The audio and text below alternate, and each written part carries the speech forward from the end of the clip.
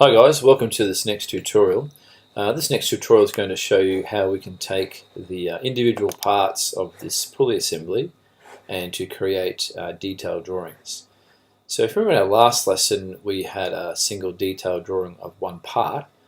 This time we're going to create detailed drawings of the three separate parts of this pulley assembly onto the one page. So fairly similar technique, just a little change that we're going to have more than one part on the page.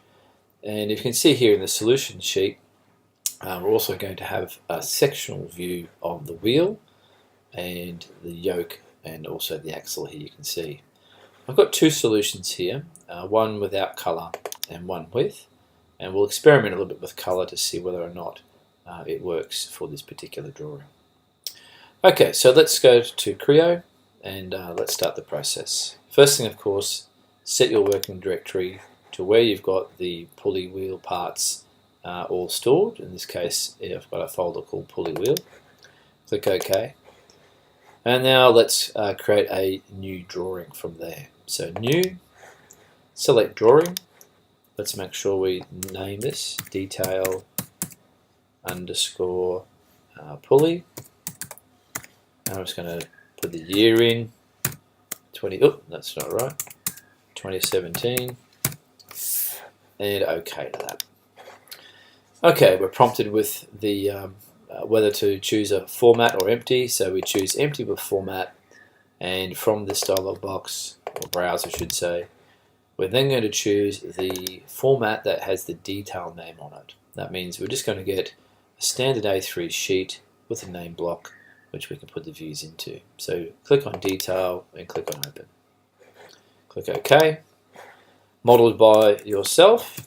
Normally it's always in capitals. Drawing number. This is the first drawing I'm doing of the pulley wheel, so this is 001. Class is 10 graphics. And the material is various. Okay, there's our blank sheet ready to put the drawings onto. Okay, so let's now select the parts of the pulley wheel assembly, and we'll add those parts individually onto our page here.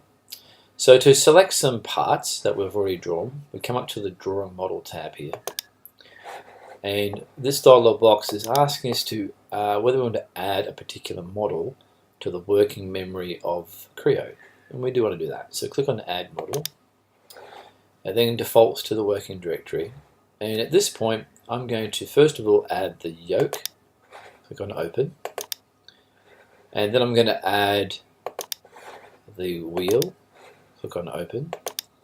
And then I'm going to add the axle. And click on Open. Three parts have now been loaded into the working memory of the computer. We can now set which model or which part we wish to create drawings from by now choosing Set Model. See down the bottom here, the names appear.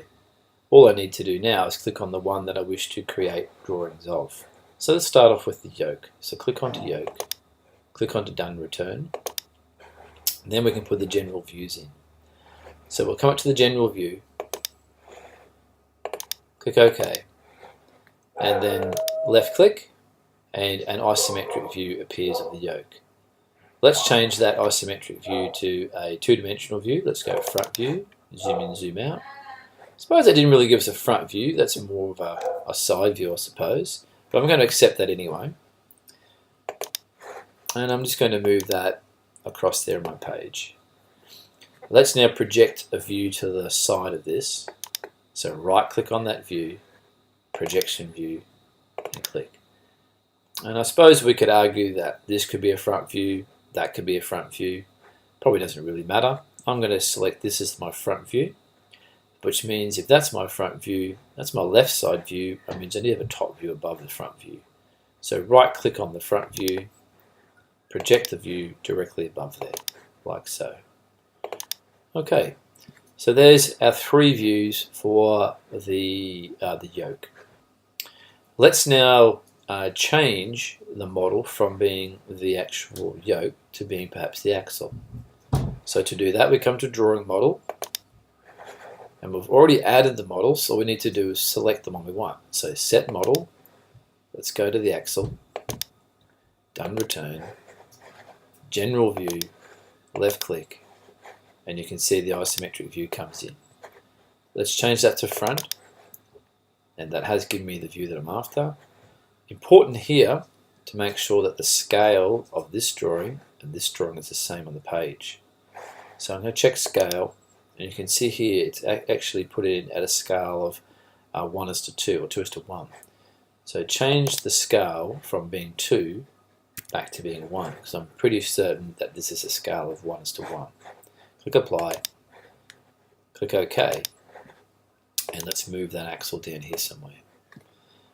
Now we're going to create a side view of this axle. I might actually do this just to experiment. I'm going to project a side view to the right, and then I'm going to project a side view to the left. I'm going to zoom in and see if there's any value in having both views. You can see here this is the end view or the side view. We've got this hidden detail line. They look fairly similar, don't they? So I think we'll just settle this with the one view. I might get rid of this one here. Select it, right click, and delete. I'm also going to get rid of that scale as well while I'm there. Okay, so we've got the parts for the yoke, the views I should say for the axle. You'll notice here there's no point in putting a top view in. If I did, it would simply look exactly the same as the front view. So there's no need for that. Delete. Let's now put the last part or last views in here, which were set the model of the wheel itself. Click on wheel. Done return. General view. Left click. Let's change that to front. Zoom in, zoom out. Now even though that didn't give me a front, I'll just accept it. Check the scale of course. Yes, it's on 1, which is good. Apply, OK. I'm simply going to grab that side view, and from the side view, right click and project a front view out there like so.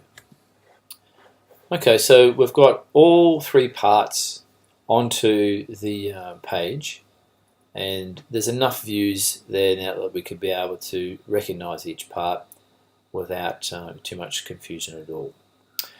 Alright, so probably the next thing to do is to put some lines to help divide up the page to make it clear where the parts start and finish, I suppose. So what we might do, we're going to use the sketch function within Creo to sketch some extra lines on here. We're not in 3D mode, we're in 2D mode, but we've still got most of the functionality that you would normally have in 3D as well.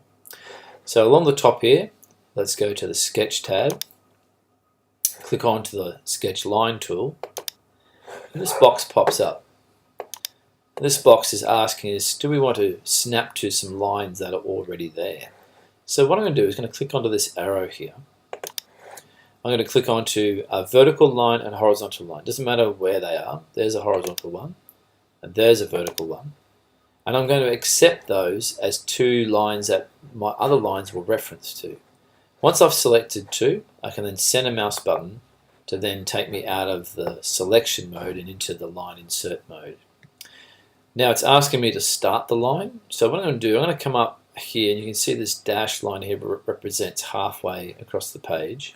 And you notice as I bring the cursor close to the edge there, or as it goes over the border, it changes to that blue color. And I'm going to move a little bit to the left as well, hopefully get it lined right up so I've got 2 blues.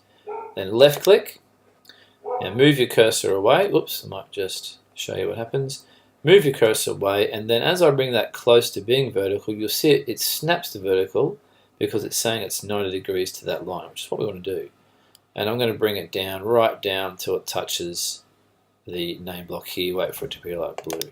There we go. So there's the first one. And I might divide this nice and evenly into quarters. So I'm going to do the same sort of thing over here. Click once, zoom out, come across. You can see it snaps to being parallel to that horizontal line, and then it snaps to there. Cool. Now once you've finished inserting lines, you send a mouse click again and that takes you out of the line insert tool.